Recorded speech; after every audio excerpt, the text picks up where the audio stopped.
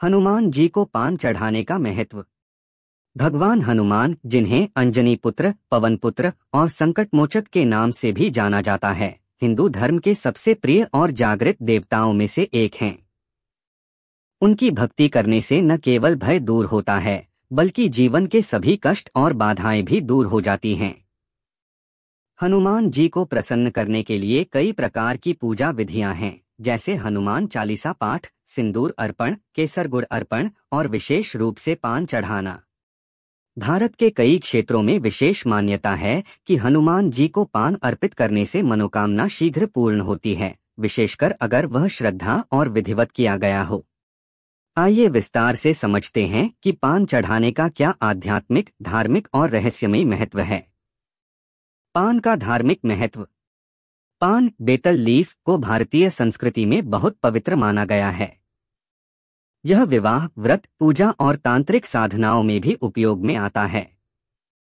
पुराणों में वर्णन है कि पान में सरस्वती का वास इसकी डंठल में होता है, गणेश जी का वास पत्ते के ऊपरी हिस्से में और लक्ष्मी का वास इसके मध्य भाग में होता है।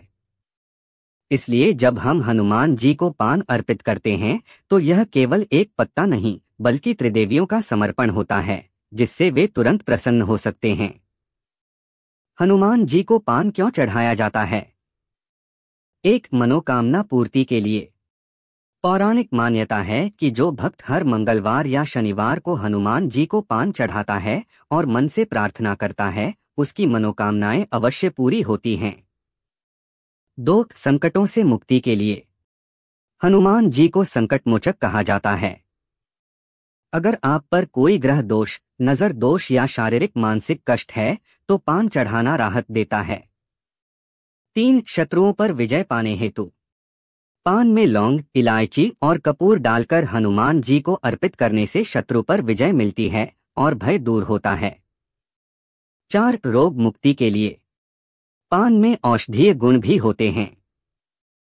हनुमान जी को पान चढ़ाने से रोगों से रक्षा मिलती है, विशेषकर जिनका संबंध वात रोग, हृदय रोग या मानसिक तनाव से हो। 5, आकर्षण और प्रभाव के लिए। व्यापार, नौकरी या सामाजिक संबंधों में प्रभाव बढ़ाने हेतु हनुमान जी को 5 पान चढ़ाना लाभकारी माना जाता है।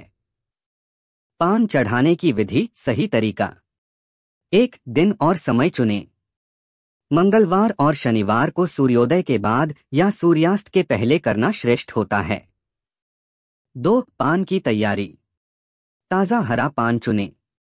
उस पर केसर, चंदन, गुलाब जल या सिंदूर लगा सकते हैं। कुछ भक्त लौंग, इलायची या मिश्री भी रखते हैं। 3, शुद्धता का ध्यान रखें। स्नान करके साफ वस्त्र पहनें। हनुमान जी की मूर्ति या चित्र को सिंदूर, चमेली का तेल, फूल आदि अर्पित करें। फिर श्रद्धा से पान अर्पित करें। 4, मंत्र का उच्चारण करें। ह हनुमते नमः या जय बजरंग बली। संकटमोचन हनुमान की जय।